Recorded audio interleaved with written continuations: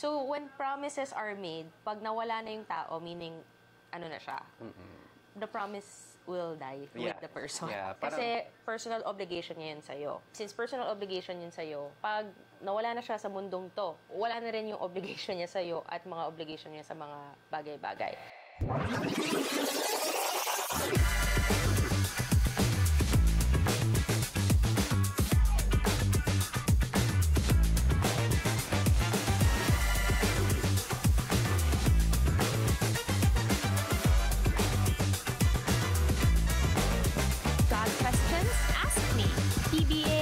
Panaba Attorney with Congresswoman Attorney Migs Nograles and Jerome Sanoy. Amping Kanunay! Hi guys! What is up? And welcome to the second episode of Paano Ba Attorney? Yes. My name is Jerome Ray Sanoy. And I'm Congresswoman Attorney Migs Nograles. So ito yung second episode natin for Season 2. Ang bilis. Oo. And kung last week, Happy Chinese Yes, New Year. Ngayon, belated Valentine's Day. Oh, diba? Ayan. So, how did you spend your Valentine's Day? Nagtrabaho. Nag-aral, natulog. Yeah, diba? ganon. Ikaw? Trabaho din, natulog. Oh, Wala diba? ka din. Ano? Oh, diba? Magkausap tayo noon. Sabi, anong ginagawa mo? Natutulog. Oh, diba? Kasi trabaho, ganon. But guys, hello po sa inyong lahat at mapapanood niyo po kami guys.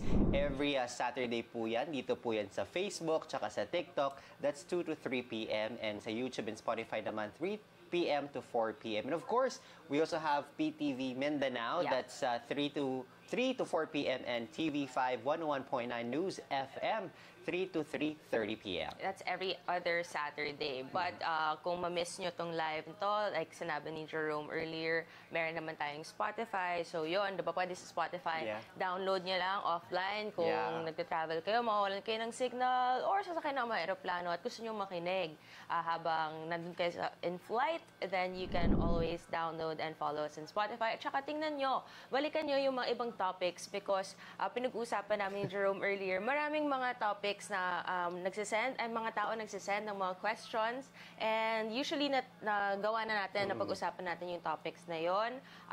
But rest assured, yung mga topics na yon or yung mga questions nyo, kung meron parang ibang tubag or ibang sagot doon, we will do a post on it, or maybe gagawa na naman kami ng isa pang topic on an alternative dito sa ating live para mapag-usapan at makater natin inyong mga katanungan. Yes, and of course guys, if you missed us every day, ito po ang ating mga social media accounts. Yes. Ayan, you can follow us there. So sa lahat po ng mga postings ng mga topics na ina-upload niya, attorney, not just like answering the questions via live here, meron din po siya ginagawang content sa kanyang TikTok at dun po kayo magtanong sa mga comment sections at sinasagot po yan ni Attorney Migs for free. Yes, and kung hindi lang dun sa mga legal concerns or talks, makikita nyo rin pinagagagawa namin pag hindi natin ginagawa itong mga live na to, yung mga activities natin for the week. Behind the scenes. Oo. And gusto ko lang share na 'di ba Lenten season na sabay pa talaga siya ng Valentine's Day. Tapos, super cute kasi yung pumunta ko sa simbahan, merong nagpa-picture sa akin. Tapos, tinag niya ako sa Instagram. Nakita ko yun. Tapos, parang sabi niya, channeling my Attorney Migs. Kasi naka-eyeliner siya. Yung mga nagpa-passion sa eyeliner ko. Meron pala may gusto ng eyeliner ko. So, gano'n. Tapos, biglang nakita kami dun sa simbahan. So, gusto ko lang share din na then, after the post, yung that moment post natin, kung hindi pa napapanood-panoorin nyo, if you are encountering these moments na self-doubt, nag-message siya ulit sa akin. Sabi niya, she needed that daw na post kasi may pinagdadaanan siya sa buhay ngayon na parang syempre mapapaisip ka, magkakaroon ka ng self-doubt. So, at least naka-inspire tayo na, bangon pa rin. Oo, na laban lang, diba? Ganon. At ito na nga po ang ating Season 2 episode. We will be talking about and answering some of the questions that we've got sa ating inbox, ang identity theft. Yan. Ang dami kasi ng mga nagnanakaw at nagsasabi ng mga tao-tao na sila daw yon or tinuturo, or ninanakaw na lang ang muka, ang pangalan, at kung ano-ano, diba? Pinag-usapan natin yan last episode. Kasi meron nagpapanggap na Yeah. si Reyna Bayani, diba? Ako daw. Memoryado. Oo, diba? Kasi diba, Ikaw ginawa daw akong yun. Reyna. Oo. Pero ginawa pang Bayani, baka pinatay na ako. Sobrang nakaka-pressure pa talaga yung ginawa niya sa ID kasi parang hindi talaga for the ID, no? Oo, diba? Tsaka yung ginamit pa yung ID, hindi ko talagang ID yun. Tsaka yung picture na parang hindi akma for that kind of not ID. But Ibig anyhow. sabihin lang noon, ang dali-dali gumawa ng mga Yeah. storya, mga invento, and marari rin magturo-turo at kunin ang identity nyo. Yeah. Diba? Hindi kayo kasi original. Yeah, diba? exactly. Tapos akala ko nga talaga nung bata pa ako, gamit lang ang nananakaw. Pwede din pala yung... Eh, yung puso nga nanakaw. Oo nga. Tapos pati ba yung identity mo. Oo. But then, yan talaga yung, I guess, downfall ng internet at saka Yeah. pagpo-post ng mga pictures, kung ano-ano, because pwede nang magamit ngayon. Yeah. Eh, nakakatakot kasi ngayon may AI na at Yeah. may deepfake. So, mamaya, pwede nang gumawa ng video or kung anong voice recognition vision. mo, yung mga ganon. Tapos, ikaw daw. Yun. So, Yeah. pag-usapan natin. Paano kung nangyari to sa inyo? Yes. Kasi may mga, pagkatapos ng post na yon, may mga nag-send ng mga questions. So, ito ang Na-voice out na tubag. nila yung Oo. kanilang mga tanong na Oo. baka na ano sila, nag-aansyo sila ng mga ganito. So, eto na ating first question sa ating inbox, attorney with a crying May crying emoji siya. Oo. Paano yung sa akin, hindi ko kilala yung gumamit ng account ko, na-report ko na cybercrime, pero wala daw silang magawa kasi hindi ko kilala. Oo. Alam mo yun yung mahirap. Kaya ang daming mga malalakas ng loob na Yeah. maging trolls kasi they're hiding behind fake accounts na parang feeling mo hindi mo mahahabol. Sa sitwasyon na to, totoo naman na pagdating sa cybercrime, mahirap habulin yung hindi mo kilala, Yeah. 'di ba? Hindi kasi yung konsepto doon hindi dahil wala kang karapatan, pero kasi pag mag-file ka ng kaso, magbibigay yan ng summons, Yeah. yung mga subpoena, yung mga complaint, para mabigyan siya ng time to reply. Then, kung may complaint na si-send, no? Eh, kung hindi nyo po kilala at hindi nyo alam po saan, Yeah. mahirap ipadala po ang ganito. But, again, sa cybercrime units naman, di ba, may PNP tayo, yung sinabi natin, may cybercrime division unit ang NBI. Meron din po sa DOJ. Pwede po kayong mag-file doon. But yun nga, ang mahirap dito is pag hindi nyo kilala. So sana po, may mahanap kayong way to prove kung sino or kung meron kayong idea, baka nung isang araw, di ba, napag-usapan natin, someone tried to log in. Yeah, sa TikTok. May nag-login sa TikTok. Meron doon nag-try mag-login sa Facebook. Nakita ko doon sa email ko. So usually, makikita nyo doon yung location kung Yeah. saan niya trinay. Baka doon kung may kilala kayong galit sa inyo Someone from or there. or may ganong aspeto, baka pwede nyong, Yeah. 'di ba, i-trace down na lang doon. So may mga ganyan naman aspeto. Pwede nyo rin i-submit yon. Again, pagdating sa Cybercrime Division Unit, minsan kasi pwede nyo nga ibigay yung phone nyo at yung unit na yun pwedeng tingnan Yeah. yung mga pag-trace ng IP address, mga aspeto na ganito, ganyan. Very technical siya. But if gusto nyo talagang habulin, then meron naman pong paraan. But again, it's always better kilala nyo. Yeah, pero I think meron ka na dapat idea kung sino kasi hindi nila gagawin 'yon kung walang alitan kayo somehow. Oo. But, syempre, hindi naman automatic Yeah. na porket kaaway Siya mo. agad. Eh di, ang dami-dami ko na pala pwedeng Isa-isahin. yung lahat ng mga nagmumura sa akin dito. Exactly. Diba? Oh. So, yung mga ganyan, well, yun, always better kung alam nyo or may idea kayo and then i-trace nyo na Yeah. lang. And sorry that you've been getting through this one, no? Pero I hope wala na to. Pero what you can do is to click the account, report, ask your family member, your friends, and automatically parang if Meta will receive parang plenty of reports, automatic the account will be deleted right away. Ganun na ka din kabilis si Meta. Yes. Alright, second question, attorney. What if ginamit yung pangalan para ilagay sa isang company or business profile na walang permission and make you part of the company without your consent? Ang dami-daming dito, no? Aspetong pwedeng mahulog dito. First, mahulog to sa Intellectual Property Yeah. Code. Merong provision sa Intellectual Property Code na for commerce, ginamit ang pangalan mo without your consent, violation po to. Meron din sa SEC, Administrative Liability yan na, syempre, pag may business ka, before you become a business kasi, mag-a-apply ka sa SEC, Securities Exchange Commission. Tapos lalagay doon yung mga pangalan ng mga directors, yung mga board members, yung mga ganon. Eh kung kinuha yung pangalan mo, hindi mo alam, violation yun. Pwede din, kung may pera na ginagamit yung pangalan mo ng company at nandun lumalabas yung pangalan mo at may pera involved, tapos malicious siya, pwedeng estafa. So maraming mga aspeto dito. Yung mga ganitong klaseng situation, kailangan alamin ano pa talaga ang paggamit, saan. Very general kasi po yung question na to. Pero depende po yun. Mas maganda makausap niyo yung isang abogado. But at least may idea kayo, pwedeng Intellectual Property Code, pwedeng Securities Exchange Commission Administrative Liability, pwedeng damages kung may damages, civil liability, criminal case din po ng estafa. Depende po talaga. Ang dami nun? Ang dami nun. Ang daming nahulog Kasi doon. yun nga, general yung katanungan niya. But yun, depende po talaga yan sa ano talaga yung situation at ano yung mga elements na pwedeng mahulog. Depende po yan sa anong nahitabuan na nangyari. Yeah.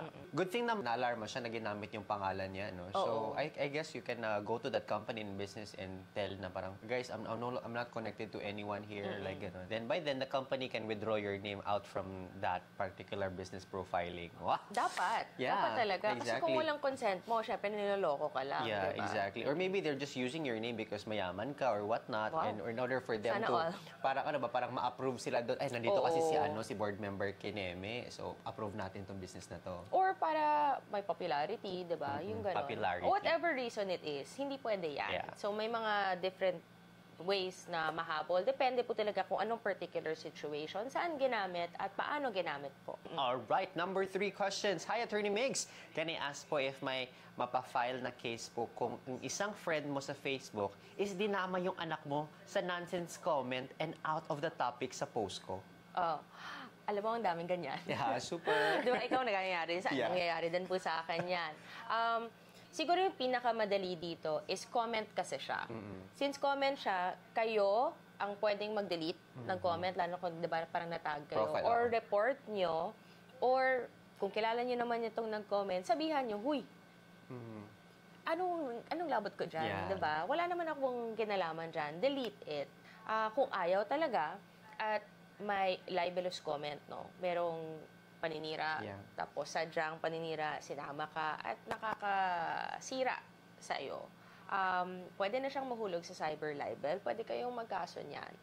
But always, diba, I would always say, binibigyan namin kayo dito ng free legal advice para alam niyo yung mga karapatan niyo. Pero hindi naman ibig sabihin, bigla na lang kayo time, no? kasuhan. Kasi guys, pag magkakasuhan po, time, at saka money, resources, at magastos po siya. Especially kung kaya naman madaan sa pakiusap. So, best dito is report nyo yung comment or kausapin nyo rin. And kung kaya nyo delete nyo na lang din po yung comment. Pero alam ko naman yung mga ganyan hindi nagsastop. Kung hindi magsastop, kasuhan nyo na talaga. Yeah, exactly. And if you like na hindi kayo matatag or block right away the person. Ganun lang ka-easy naman. Report, block. Diba? Diba sanay na tayo? Dalawa na yun report, block. Report, block. Para mawala na din siya, tsaka hindi na din po kayo matag. Ganon lang, para for your safety din po.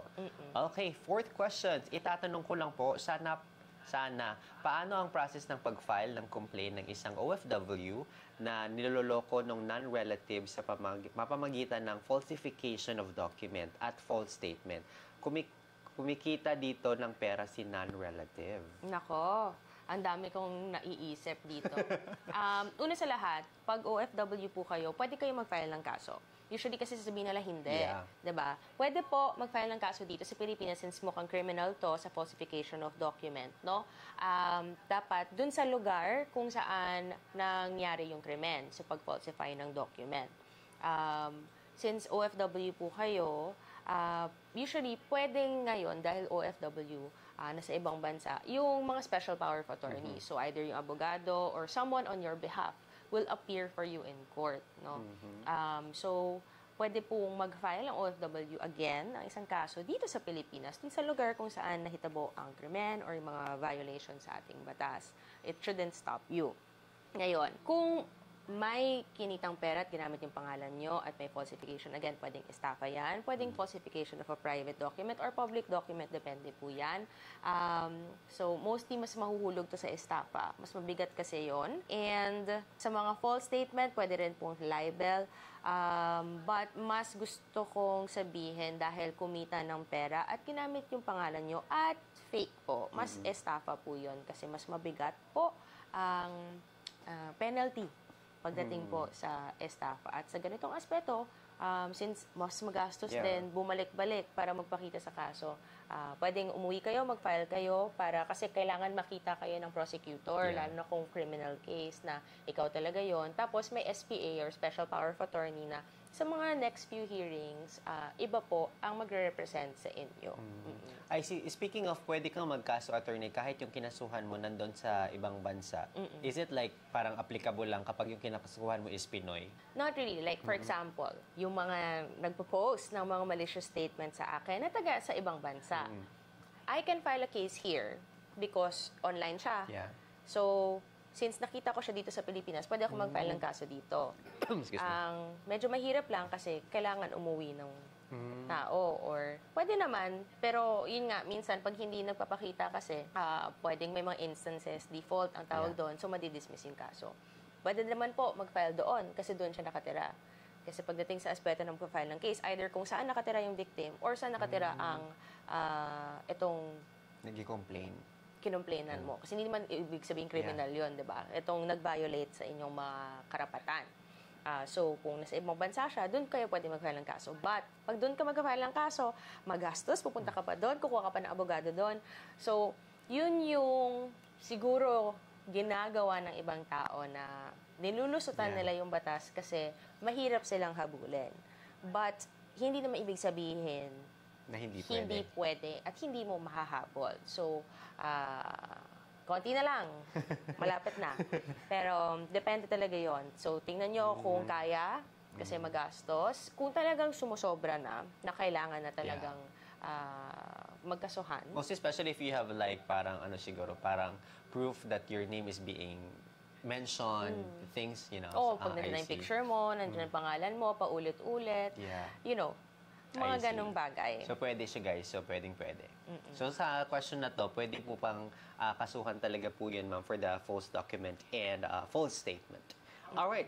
For the fifth question, meron po akong nabubuksan na Facebook account. Through that account po, nakita ko po na gusto kaming ipakulam ng tao ng may-ari ng account na yon. Kami po, madami kami including my boss. Ano po kayo yung hakbang na pwede kong gawin? Paano po kaya ito sasabihin sa boss ko? Salamat po. Okay. Medyo broad, no? Broad. Hindi. Una sa lahat, wala po kasing criminal act pagdating sa pagkukulam. Oo. So, pag kinulam po kayo, walang batas na parang, kinulam. Kasi, first, mahirap din i-prove yun, diba? Bagay. Second, hindi mo naman talaga alam kung yung nangyaring damage sa'yo ay talagang dahil sa pagkukulam or yung mga witchcraft or ganyan. Although, diba, may mga naniniwala po doon. I see. At nangyayari po yun.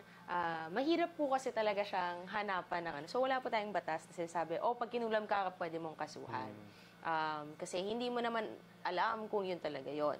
So, medyo mahirap. But, kung talagang ganyan, na aspeto na nakita nyo yung post at talagang parang may takot, pwedeng threat, pwede rin unjust vexation, yung pag nang-aasar lang, nang-iinis, nananakot. So, depende po iyon sa situation na yun. Pero talagang pag sinabi mong, ay, kinulam ako, wala pong krimen doon. Kasi wala tayong batas pagdating doon. Kahit na, for example, kahit sa movie lang naman ito napapanood, kahit na, for example, alam mo nang gagawin yun ng kaaway mo kasi alam mo meron silang mga something. Hindi, ang dami ko na nang kinasuhan, di ba? I mean, like, alam nilang, nangaano sila ba? Alam mo yun? So, meron tayo sa batas natin na pagdating sa mga fortune tellers, magiging, tapos kinukuhanan ka ng pera, pwede yon. May ganun aspeto sa batas natin. Pero pag talagang kulam, na ganun, wala kasi talagang batas na ganun. Mahirap siyang i-prove. At kung may mangyaring masama sa'yo dahil kinulam ka daw, paano mo maalalaman kung yun, or talagang yun ang universe, or yun talaga yung,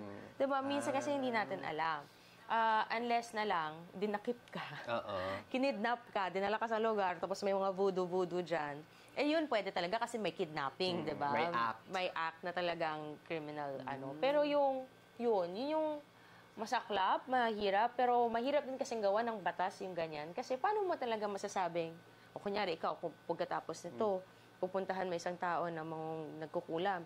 Una sa lahat, totoo ba talaga yon? Yeah. Second, hindi natin alam eh. Yeah, hearsay lang eh. O kung talagang may nangyayari doon, Yeah. 'di ba? Meron nga mga readers. Marami kasi minsan lumalapit sa akin, sabihin, attorney, Tarot babasa, reader. oo, yung mga tarot, mga libre, 'di ba? Yung mga lalapit lang, babasahin ko yung love life mo. Bakit hanggang ngayon wala pa rin? Ang tawag na rin sinasabi ko, di sana kinasuhan ko na sila. Niloloko niyo ako, Ilang ganon. taon na? Oo, di ba? I see. Pero good thing that I know that na. And of course, our viewers, kayo lang nalaman yan that there's really no parang pwede mo ikaso against that. But yeah, hopefully, hindi mangyari sa atin yan. Sa pelikula lang yun, guys. Alright, sixth question. Attorney, hello, Attorney Migs. Good eve. Ayan, good evening sa'yo dahil kung nasa ibang bansa ka po. Ask ko sana sa case ng unjust vexation. May CCTV with audio pero wala akong makuhang witness kasi takot sila. Pwede ba mapatawag ng court ang individual na nasa CCTV footage to be witness in favor for me as a complainant? Or pwede ba masubmit as evidence ang CCTV alone without any witnesses? Okay. So, ito yung mahirap, no? Kasi maraming mga witnesses usually natatakot. Especially pag in your favor or yung mga ganon. Dito muna tayo sa, kung meron talagang witness, tapos siya yung parang make or break ng kaso mo. At essential siya, like nandun siya sa video na Footage. napanood nyo sa footage. At nakita ng court, kailangan talaga siya magpakita. Pwede mag-subpoena ang court. Yun yung narinig nating subpoena. Pag hindi nag-comply, pwedeng makontempt ng court, pwedeng may criminal case doon. May mga aspeto na ganon. Pag talagang in court na magsabi, kailangan talaga yung witness na yun. Sila yung magdedetermine kung essential itong witness at magsasubpoena. Hindi po kayo, ang court po yung gagawa nito. Pero pwede rin po na yung CCTV camera or yung footage, yung video footage ay mismong ebidensya. Yeah. But kailangan, pagdating sa law on evidence dito sa Pilipinas, meron tayong authentication at saka parang verification. So dapat from the time na kinuha siya from the video, yung sa mismo, yung di ba yung memory card? Yeah. Yung memory card at binigay sa to offer as a piece of evidence sa court. Kailangan may tinatawag tayong chain of custody na hindi na tamper, meaning hindi na bago, hindi so parang talagang magagawa yung buong proseso na walang pagdidelete, walang alterations, mga ganon. At second, dapat yung tag-iya or yung owner ng camera CCTV na yon or yung kung ano man yon, sabihin yan talaga po yon, yan yung sa footage, hindi namin ginalaw, at saka mabe-verify na, ito talaga yung, itong araw na to, itong taon na to, ito yung nangyari sa ganitong time, etc. etc. So, kailangan malinis ang pag-offer ng video footage, walang tampering, walang anything. Pero if that alone, may mapakita, then pwede po yon, and ang court ang magde-decide dun sa witness kung talagang kailangan pumunta. I see. For example, attorney, siyempre, di ba, meron ng mga affordable CCTVs na can be downloaded sa phone, sa mga bahay-bahay. For example, may nagawang krimen outside their vicinity and then the people from the outside would like to ask a footage from that CCTV. Option ba nung owner ng bahay to give and not to give the ano? Oo, kasi ano niya yun property niya yun. So, pwedeng sabihin ng owner, ay, hindi ko re-release yan, ganyan-ganyan, kasi masasama siya. But usually, diba, pag ganyan, mga tulong, mga tinutulungan pwede. But again, kung talagang essential nga yun, pag mag-file kayo ng kaso, pwede nga ulit sabihin ng court, ay kailangan. So, i-require niya itong owner na ipakita po ang CCTV. So, depende po talaga yan sa sitwasyon. At hindi naman ibig sabihin all is lost, di ba? Yeah, exactly. May mga para-paraan po, may mga aspeto, may mga legal rights din po talaga tayo. Kailangan lang natin sundan at hindi natin gawan ng mga kwento or ano-ano. At depende po talaga yun. Yeah.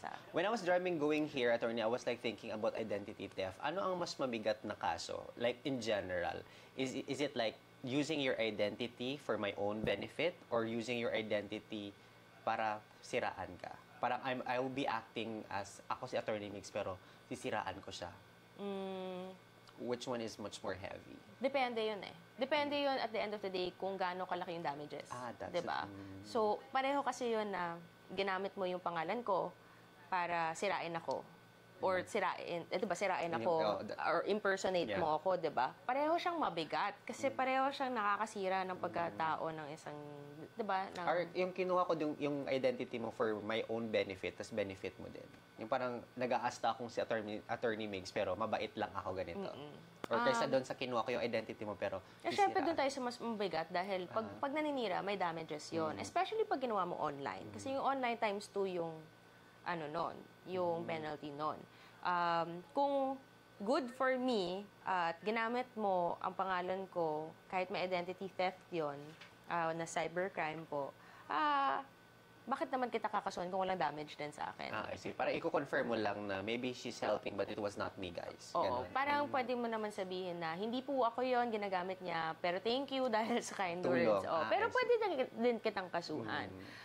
Medyo mahirap lang din, although yung act of using my name is still an offense.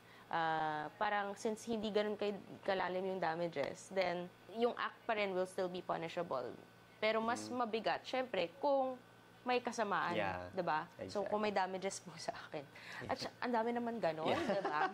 Medyo parang it was not normal before and now it's like, let's not make it normal. And anyhow, guys, those are the 6 questions we got sa ating inbox and I hope yung mga ibang mga nag-message sa amin, hindi man namin nabasa, but I hope kasi parang the same lang po yung mga line of questionings na different lang po yung delivery ng ito. And of course, ito po, don't forget to follow us on all of our social media platforms. And we'll be having our short break. Magbabalik po kami dito lang sa Paano Ba, Attorney?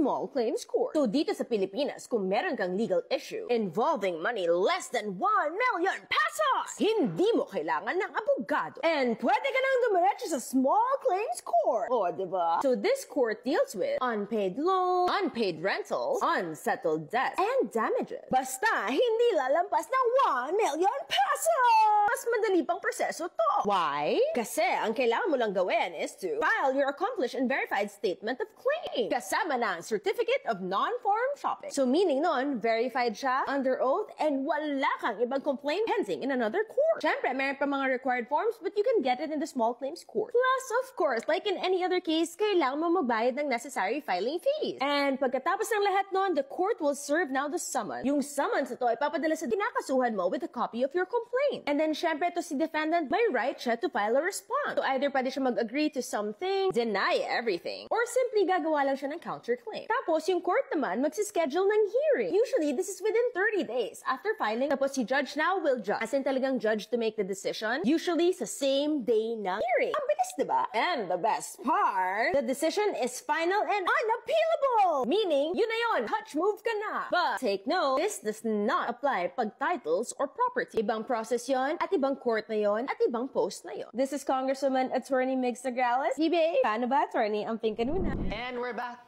from outer space. Oh. Kumanta bigla. Yeah, kasi po, we're so happy that... Gusto na natin magpasalamat. Hindi ko alam kung sinasabi nyo, mataba na po kami, na kailangan na namin mag-diet at lahat. Pero salamat po sa Fresh Bite. Teka lang. Salamat po sa Fresh Bite na nagpadala ng pagkain namin today. Yes, thank you so much, Fresh Bite, for giving our lunch and dinner. So this is Yeah. for Attorney Migs, yung akin nasa kotse pa, kakainin ko mamaya. Oo. So pinadalhan ka nila nakasulat kasi... dito, it's not just a diet, it's a lifestyle. Wow. So you Yeah. can follow them, Fresh Bite Kitchen, Davao. Thank you for this kasi hindi pa ako makain buong araw, pero Yeah. salamat. Yeah, may mga ganap ka pa today, so this is your energy for today. Oo, kasi mamaya mag-aaral pa ako after Wow. nito. But let's not Oh my God. forget, kasi hindi na yung sinasabi, birthday po ni Jerome tomorrow. Yeah. How young? 32 na ako. Oh, yun. 30. How, 30. very young. Yeah. So, But I look 23. Meron ka surprise sa kanya. Oh, yarap na ako. Okay. Oh my So, yan ang God. cake mo. At okay. Happy birthday to Thank you so much. Ano ba, Happy Attorney birthday T? to you. Happy birthday. Happy birthday. Happy birthday to you. Kinanta niya sa bigla niya. Okay, so happy birthday. Thank you so much. So yan, from the PBA family. Thank you so much, Attorney. Ayan, natouch naman ako. Ayan. So, ang lapit na pala ng birthday mo sa Valentine's. Kaya nga, parang hindi ako parang sort of happy or sad kasi alam kong I'll be celebrating my life afterwards. Oo. So, dapat happy. Happy ako, happy, Regardless. happy. Kasi bago naman dumating yung true love, dapat happy ka sa sarili mo. At love na love mo yung sarili mo. Yes, unahin natin yung ating self. Ayan na, dumudumog na ang mga trolls ngayon. Nakikita ko na. Ang dami yung time ngayon na, kasi nga Saturday. But Oo thank you for watching and giving your time to us. And it's about time to answer the questions na dito po sa ating live na mga nanonood. So we have few questions na nakuha kanina and one of which is ito, galing kay Bisaya Dako. Attorney, ask ko if mag-file case po sa NBI pero nasa abroad siya, then may... Mag-vacay sana, makabalik po siya abroad. Okay. So, pag ganyan, no, tapos mag-vacation siya, meron na dito, kailangan niya magpakita. Pag risk of flight, no, usually yung court ang mag-order niya na bawal na siyang bumalik, parang magkaka-hit list yan sa Bureau of Immigration. So usually kailangan mo kumuha ng court order yon to stop them from leaving. Hindi pa ako sobrang naka-encounter. Depende kung gaano kabigat yung kaso. I see. Oo. Kasi kung like nakapatay, Yeah. like murder or mga ganon, syempre, mga criminal cases, usually, pag may mga risk of flight na aalis, especially pag abroad, pipigilin nila yon. But kung mga civil cases, mga pambabayad, etc., ang mangyayari kasi doon pag civil cases, may tinatawag na konsepto ng garnishment. So, iho-hold lang yung mga asset dito sa Pilipinas para mabayaran kayo. But criminal cases usually, depende nga po sa kaso, yun yung medyo pwedeng maghingi sa court na hindi pa alisin po. Akala ko sa ano lang yan, sa mga movies. Hindi, no? may mga ganun talaga. Siyempre, hindi naman pwede ang sama-sama ng ginawa, Yeah. tapos biglang Lalabas papaalisin na. mo, hindi na yun bumalik dito, tumakas na. Ayun. Oo. So next question from Miss Tweety. Hi po, regarding po sa OLA, may utang or OLA. May utang ako sa tsaka nagbayad ako pera, nabayaran ko lang yung pero due date days ko na hindi ko na nabayaran. Ang problema, tumawag sila sa akin until now. Ang utang ko 7, nabayaran 7K. ko, oo. 832, may interest niyan for Yung 21 days. hindi ko nabayaran tumubo. Okay, alam mo, sa mga ganitong aspeto, first, kailangan mo talagang bayaran yung utang nyo. Hindi naman pwedeng umalis kayo at Yeah. hindi magbayad ng utang at magreklamo. Dahil kayo po yung may obligasyon na magbayad po ng utang. Sa mga interest rate, sa mga tubo naman po, kung nasa agreement nyo, lalo na kung in writing, kung anong interest rate, then dapat bayaran nyo po yun kahit pumapatak na po. Kung wala naman agreement, no, then kung gano'n, nabayaran nyo naman po, parang may implied consent kayo. Pero kung sobra naman po ang interest rate, let's say, lumampas sa 6% kasi ata yung minimum, pwede nyong i-question yan sa court na sinasabi nyo na unconscionable interest po, ang legal term dyan, unconscionable interest, na sumusobra na. Like Yeah. yung mga utang sa pag mga sari-sari stores, umabot ng minsan 30%, di ba? Yung mga loan sharks, yun, nakakaloka yun. Bababaan yun usually ng courts ng mga 6%, kung ano yung legal interest rate, yung mga ganon. So, kailangan nyo pong bayaran. Meron naman po talagang pagbabayad ng interest. Pero kung sobra naman po ang patong or ang interest na charge sa inyo, pwede na kayong, pwede nyo na pong i-question yun. Kasi as in sa interest rate, parang meron pa mga penalty charges, late charges, and everything. Alright, next question. Hi, Attorney Meg, seeking for legal advice about VAUSI. How much po yung first consultation? Depende po yun sa abogado nyo. minsan, pwede po kayong pumunta sa IBP.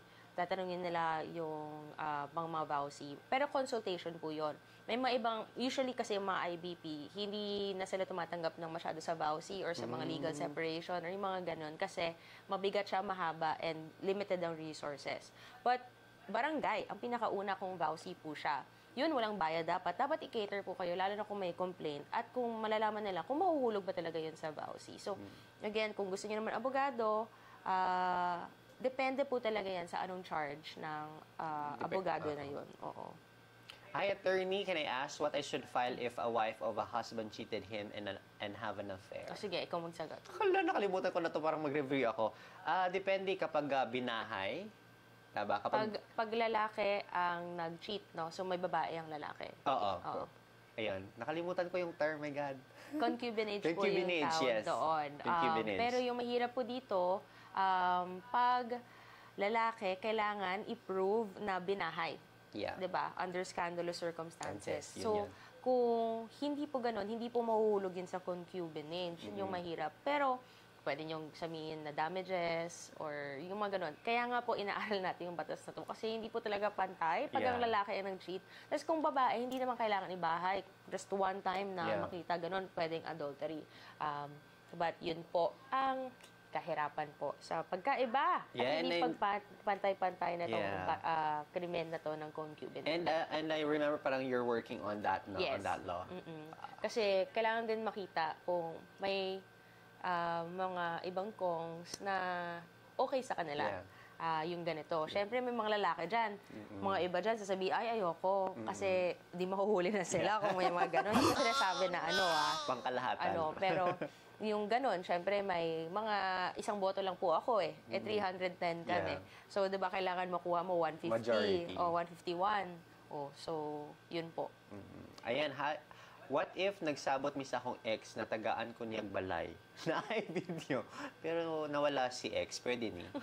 So, when promises are made, pag nawala na yung tao, meaning, ano na siya, the promise will die with the person. Yeah, parang Kasi personal obligation niya yun sa'yo. Diba? Since personal obligation yun sa'yo, pag nawala na siya sa mundong to, wala na rin yung obligation niya sa'yo at mga obligation niya sa mga bagay-bagay. Lalo na yung promise niya na bigyan ka ng bahay. Yun yung mahirap doon. Hindi naman din pwedeng saluhin ng kanyang pamilya yung promise niya yun kahit may video. Kasi personal nga niya yun. Hindi siya obligasyon ng pamilya niya or mga relatives niya sa inyo po. Condolences po. Sorry for that. Ayun, hi attorney, pwede po ba yung dalawa yung trabaho? Example na trabaho sa LGU at department. Depende po yun sa kung anong sitwasyon mo, no? Kung yung employment mo ay, let's say, contract. So, job order, let's say, pwede po kayo sa others. Kung ang employment mo is like appointment or meron nakasulat dun sa employment contract mo na bawal po kayong magtrabaho sa iba, bawal po yon. Depende yon kung ano yung position nyo. But most of the time, kung nasa LGU ka, dapat hindi ka nagtatrabaho somewhere else, especially because iniiwasan natin yung pwedeng... Conflict of interest. Oo, yun, galing tinga mo. Ayun, pag may conflict of interest, ikaw na talaga ang pwedeng maging abogado. Sinusubukan ko na. Conflict of interest. Kasi meron kayong mga, guys, pinipirmahan ko yung kontrata. Maybe she is asking kapag sabay na trabaho, no? Usually bawal yun. Kasi nasa local government ka eh. Yun nga, iniiwasan natin yung pwede kang magbigay ng information to the others. Influence, 'di ba? Mga ganon. So depende po talaga 'yan sa trabaho. Yeah, one step at a time. Dalawang kanta na ako today. Ayan. Yun si Nel, sabi niya dun sa PALSCON. Oo nga, usually kasi guest speaker ako dun sa grupo ng PALSCON na sinusuporta po natin. Sinusuporta mo po tayo. Hopefully, I think palapit na ang Women's Month. If I'm not mistaken, usually nagsisend po sila ng invitation para sa Women's Month. Kasi March po is Women's Month. Yeah. Kaya dapat maging mabait na kayo sa mga babae. Yes. Hindi lang sa babae, pati din sa mga lalaki. Dahil may damdamin din po kami. Wow. Lahat naman tayo ay may damdamin. Oo. Ayan. Hi, Attorney Mix. Idol po kita. Currently, my daughter is taking up law in UP Baguio. Very inspiring po. Oh, congratulations in advance kasi magkakaroon ka na ng abogado. Yeah. Diba? So, Pero magkakaroon na kayo ng law firm. yeah, and thank you because of your support, and I'm glad to hear na nakaka-inspire, nakakatulong po tayo, especially those who are aspiring to be lawyers, especially mga bata. Yeah. Ang dami ko As early nakikita as na now. mga bata, as in like, ano mo yung mga grade school pa sila, tapos tuwan-tuwa yung nanay nila, or sila sasabihin nila, thank you kasi parang gusto na talaga nilang maging abogado because of what they're watching. So, thank you na hindi kayo nadadala sa mga Yeah. chismis, sa mga paninira, ng mga trolls dyan. As early as now, nakukuha na sila sa kanilang mga self-interest. Ayan. Can you please discuss DPA in relation to identity theft? So, yung sa Data Privacy Act, yung act dito that's being criminalized is the using of your personal information or sensitive personal information. Meaning, napakita ang identity mo, ang personal information mo, at ginamit siya na walang consent. So, dun sa identity theft, like, ang post ko na pinakita yung ID ko, nandun yung mga sensitive information ko, date, birthday, birth date, name, Address. yung address, lahat. Yung mga personal information ko dun sa ID ko. Since na-share siya online, then may processing or use at pakita ng aking personal sensitive information online, at yun yung ginamit niya para maging kunwari ako. So, meron doon Data Privacy Act na violation because pinakita ang aking information, which is a violation of the Data Privacy Act. At the same time, yung usage niya para manloko ng ibang tao to use my identity online, yun yung identity theft. At the same time, pwede rin ako mag-file ng estafa kasi meron daw perang kinuha doon. Kasi dapat may monetary aspect or damage doon. Yeah. So, ayun. Sana po napagtimpik-tipi ko. Kasi ang mga ibang trolls sabi daw, ano ako ano yun, scripted daw lahat. Alam ko na daw yung mga sagot. Hindi. At the top of my Hindi. head, yung sagot na yon. Matalino kasi kami, guys, kasi nag-aral kami. Kaya talaga, lagi sinasagot ko sa mga friends. Alam mo lagi yan, Jerome, kasi nag-aral ako eh. Talagang sinasagot ko. And those na hindi nakaka-afford because dun sa pag-aaral, we have scholarship Yes. programs here in Davao. Isang scholar po. Proud scholar. Product po ng scholarship natin si Jerome. Well, sa tatay ko, Yeah, diba? for your tatay. Kay Chair Carlo. Yeah, no? Carlo. Oo. And pinapatuloy po natin. And of course, itong binibigay natin na free legal advice is to educate you also para alam nyo yung mga karapatan nyo. At na pag sumusobra na, dapat habulin nyo na. I know. Attorney, baka meron kayong books dyan for law, political science major, first year po here. Oo, alam mo yung mga libro ko, usually dinonate ko na yun eh.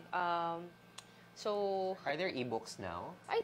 meron naman e-books. I think so. Hindi ko sure. Parang meron. Parang meron din, kasi I have a friend na naglo-law lang din. Sa iPad lang siya nagsistudy. Oo. Pero dapat afford ng iPad. Ayun nga lang din. Diba? eh. Ang hirap. Or PC. Pero alam mo, hindi ko kaya magbasa before ng batas sa iPad. Kasi gusto ko yung hina-highlight at ini-encircle. Tapos parang, hala, saan ko na mahanap? At least yun, may mga bookmarks, yung mga ganon, pag makita niyo yung codal ko. Pero yung mga kaso, dahil mahahaba siya, at nasasayangan ako pag mag-print, kasi pagkatapos yung basahin yon, tapos baga kayo ba? Sayang, kasi papel yon, 3 yon. So, binabasa ko siya sa parang iPad. Tapos, ang gagawin ko, para hindi ko makalimutan, dali na ako makalimutan, ginasulat ko talaga. Yeah, As in, handwritten writing. digest ang tawag doon. So, ang ginawa ko, meron ako mga kaibigan na kinuha nila sa akin, Notes mo. hiniram or kinuha nila yung digest ko. Sabi ko, alam nyo, kahit basahin nyo yun, ako kasi gumawa nun, so ako talaga makakaintindi. So dapat kayo, matuto din kayong magsulat. Kasi kung hindi nyo masulat yon at hindi galing sa inyo, then baka maligaw kayo. Ibang diba? photographic memory yung learning na yan. Kapag ikaw mismo. Yeah. In anything in life and in school, kailangan talaga kayo mismo ang gumawa para matuto kayo at saka para dapat alam nyo kasi, 'di ba, the product of your hard work naman magbablossom Yeah. yun. And 'di ba, lalo na pagdating sa mga professional schools, law school, med school, nursing, kahit dun sa seafarers, 'di ba, lahat dapat nilalagay mo ang puso mo at gawin mo yung hard work para yung You reap what you saw. What you sow, What you sow, what you reap. Nakita mo? You reap what you sow. Yes, You ganun. reap what you sow. What you saw? Kanta pala yun. But yun nga, dapat talaga, diba? Ginagawa mo yung trabaho. Yeah. Hindi pwedeng spoon feeding lang tayo. Ayun. Paningkamot sa self, like proving your self-worth and self Oo. But learning. always, diba, yung ganyan, always remember, it's okay to ask for help. Yeah, it nandito na is. naman tayo sa quotable quotes Yeah. natin. Oo. Magbabanggit sana ako, pero sige, go. Yun na yung quote natin for today. Okay. Ano bang pwedeng ikaso sa asawang gumagawa ng emotional torture? Ayan po, vowsy po, mahuhulog yan because yung vowsy po, hindi lang siya violent sa aspeto na physical, meron din siyang emotional, psychological abuse, and financial abuse. So, Yeah. Balikan niyo po ang aming episode pagdating sa vowsy at panoorin niyo po yung mga ibang short videos namin. Yeah, speaking of vowsy, I have a friend ba na parang she's undertaking vowsy something. Then, tapos hindi na daw nagsustento din po yung partner niya. Tapos sabi ko, meron namang attorney. Sabi ko, meron namang mga approval dates kung when yung binibigyan. Meron, pero kaso yung parang bago niyang partner daw ginastop. Nandili kasi may mga sweldo. Sabi ko, magpahinga ka na. Sabihin mo na yung court na sila na yung mag-order ng gano'n. So yun yung ginawa. Diba? So yun yung ginawa. See, ang galing talaga.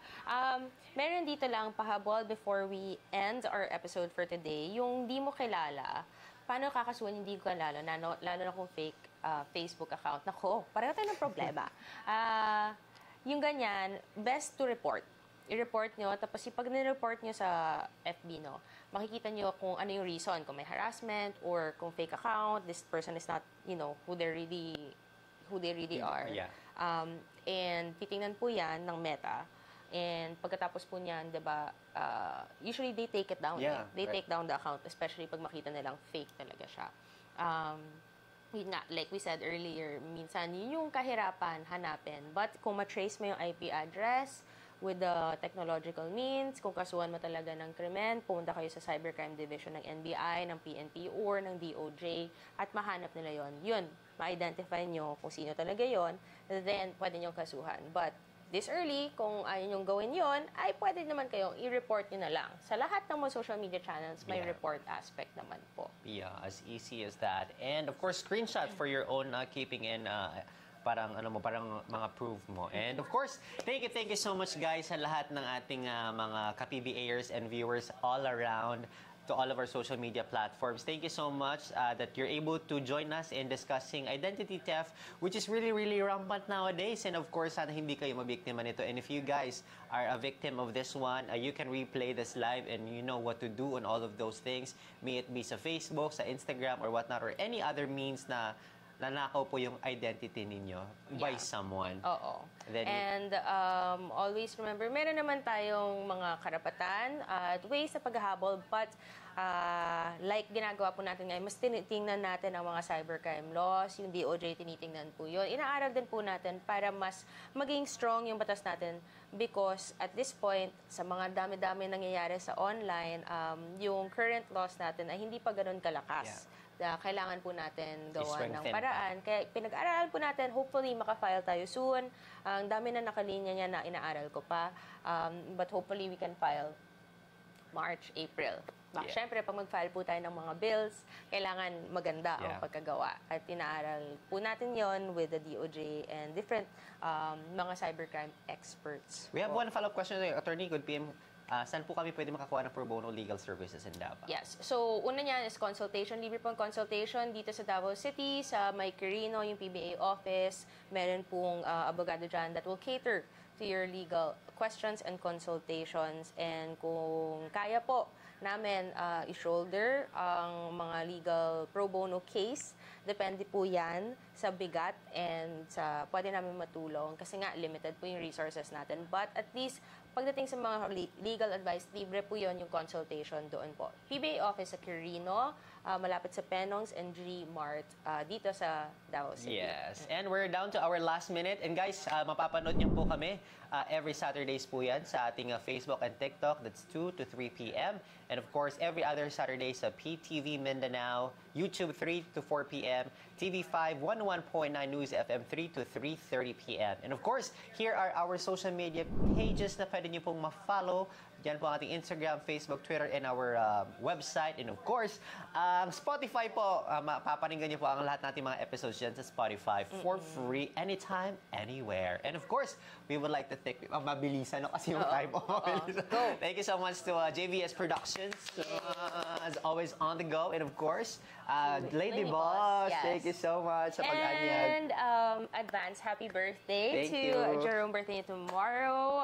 Still young and fresh. And hopefully, ang wish ko sa'yo ay maging happy ka with more success in your career. But also, magka-love life ka. Yeah, career muna tayo this 2024. But who knows? Yeah, hindi natin alam ano pwedeng who knows? mangyari. I'm not stopping anyone who would like to.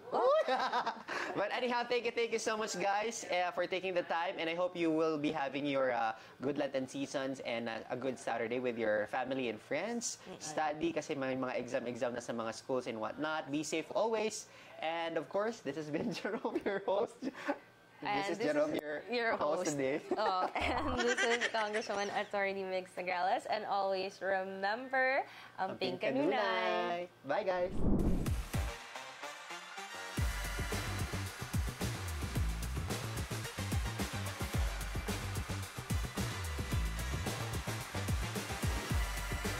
Got questions? Ask me.